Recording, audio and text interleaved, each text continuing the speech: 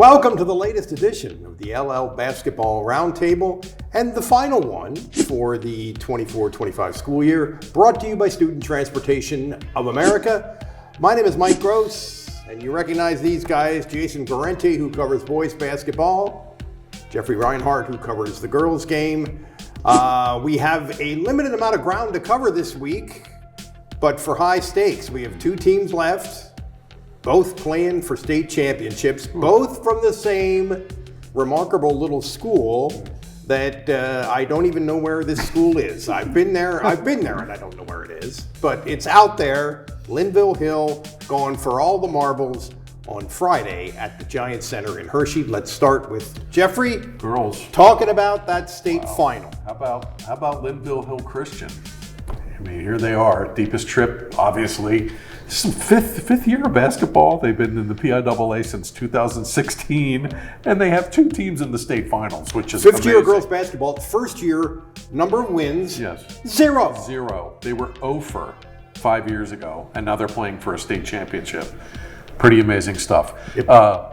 Tough matchup. They get Bishop Guilfoyle, District 6 champ, longtime girls basketball, small school, powerhouse. They have 8 championships. Second most ever. They're among good in a girls. lot of sports. Yeah. This is a school from the Altoona area, yes. and there aren't a lot of public schools in that area that have done much No. in sports in the last couple of decades. But this smaller school, Yes. Catholic school, has done really well. Yes, they dominate. They won last year. They beat Mountain View 35-17 in the final last year. Low scoring affair at the Giant Center. Football score. Guilfoyle's tough, 29-2. They haven't lost since like the first week of January. They've won 19 games in a row. This is the most fascinating nugget on Guilfoyle. They start 3 sophomores and 2 freshmen. They have 1 senior on the roster, and that's a sub. And they're playing really well, obviously. 19 wins in a row. They're tough. Christy Cack is the coach. She was a star player out on that end of the state. She's the reigning 1A Coach of the Year. We'll see how they handle Linville's defense. Yeah. I think we'll all agree their calling card is D. Against Lourdes in the state semifinal on Saturday, Linville made 13 three-pointers, which helped a lot. That really helped. That helped a ton, and they beat Lourdes by 15. So I thought it intriguing helped matchup. that they made those threes early, not only obviously for putting points on the board, Yes. but also let them set up their defense Yes. and let this young-ish team come at them. And I thought that would really set the tone. And I like Linville's maturity against a very young team. Now, who knows? Maybe Guilfoyle will just be that good. I mean, who knows? They're 29-2 and here for a reason. Yeah. With an experienced coach who knows what she's doing. That's a fun matchup. So that's the State Class A girls final, which is a noon start at Hershey on Friday. Double A boys after that at around 2 o'clock. Again, it's Linville against Sewickley Academy. Jason. It's a doubleheader, which is great for Linville Great for fans. them. They're going to be there early tailgating, I'm told. They have And a the pep semifinal rally. was a doubleheader too. So it's going to be everyone who cares about Linville Hill hoops will be there. It's good for them to have it back to back. The boys get Sewickley Academy from the Pittsburgh area. District 7 third place finisher. Right. A 3-time state champion, the most recent in 2017. So a program you're not surprised to see at this level. They've been here before. They've won at this stage. Big team. Their best player is a 6'4" guard named Lucas Grimsley. They have 2 kids who are listed at 6'8" inside. Whoa. I'm not sure they're 6'8". I've seen them listed at 6'7" or 6'6" in Yeah, other I'm places. just telling Jeff that. I've seen all 3 different heights for both One of of those them's kids. But they're 7'1". tall. One of them's 7'1", right? He's 7'1". growing. He's growing as the tournament goes Growing on. as we speak. But they're tall, and they'll be the tallest team that Linville has played. But they're also a freshman and a sophomore. Interesting. And Sewickley's rotation is almost completely devoid of upperclassmen. I believe they have 1 senior who plays significant minutes. So it's similar to the girls matchup, in which you'll have a very experienced team going against a team with less experience. Linville starts 4 seniors and a junior. All of them started last year. Interesting. They've played in back-to-back district finals. They've played in back-to-back state semifinals. They've been through it all. This is the culmination of everything that they've worked for and been building toward. And I think they have a chance to bring this home. The kid, the freshman for Sewickley, is a kid named Mamadou Kane, who is supposedly going to be a big time guy. He's however big he is, 6'7", 6'8", 6'8", whatever, and he has guard skills. The other kid is more of a shot blocker, rim protector kind of guy. This is going to be a challenge for them. I mean, bear in mind that Giovanni for Linville is 6'1". He kind of plays inside. Now he's very athletic, and he certainly plays bigger than 6'1". Yeah, so does Stephen Smucker. Yeah, that's true. Yeah, they are a small team by height, but they don't play small. That's true. They've run into big kids. And Constitution certainly had a height advantage and a more athletic roster, and they were able to handle that. Linville takes away what you like to do best, whatever that is. With Constitution, it was they didn't let them drive to the rim. Yeah. In the semifinals with Northwest, it was the shooting threes with Josh Miner. They will take that away, and they will say, beat us some other way. See if you can do it. And that's their thing. And Sewickley prides itself on defense, but it's more of a rim protection kind of defense. Linville plays in your face.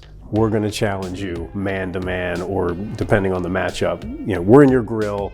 Get a shot off against this kind of defense. It's a different thing. And one thing that Linville has really done in this state tournament is, as you suggested, opponent-specific stuff. Oh, for sure. I thought they must have done that against Constitution. I didn't see that game, but the way talking to Chatsman and from your stuff, that's obvious. And then I thought they did the same thing on last weekend in the semifinal, where they were switching everything so they could get a hand in the face of this shooter who has scored 36 and 43 in the state tournament. Wow. They've been good at that. They like to play fast, but it's not just we're just going to go 100 miles an hour and not think about the opponent. Girls are the same way. Tim Stepanowski, let's give a tip of the cap to him. Yeah. Excellent. A guy who told us on Saturday that he had no idea what he was doing when he got the job. Well, he's figured some things out. Yeah, he has. They really do a lot of things. They're really sound. He scouts. This guy is looking for film, and he will know everything about Guilfoyle, which is 300 miles that way. He'll know everything about them, and he will have his kids ready to play. Got to mention Desiree Smucker. She's been unbelievable in states.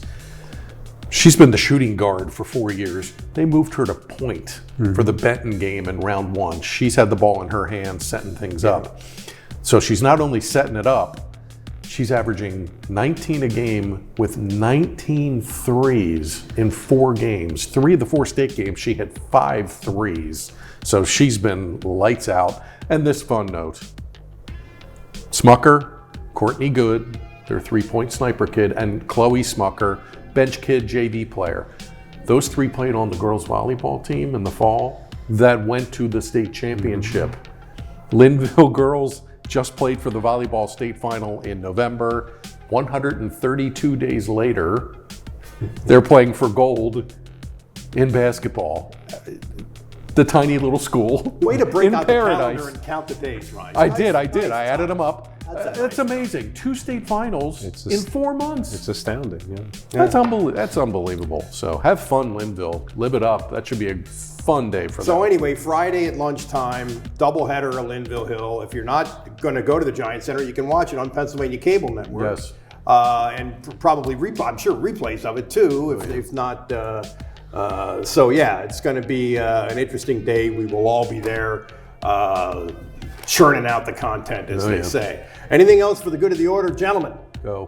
Coach Mike Schatzman, this will be his last game as a high school coach after more than 20 seasons, most of that with Pequay Valley, a lot of lean years, a lot of 3-win teams and 4-win teams. He goes to Linville and has this late career renaissance. Yeah. And as he said to me, you can't take a mule to the Kentucky Derby. Well, he's got a thoroughbred, and he's got him in the biggest game of the season. Excellent metaphor. Nice. It's an excellent metaphor. Not known as a literary genius, nice. Jackson, but he came up with the next one.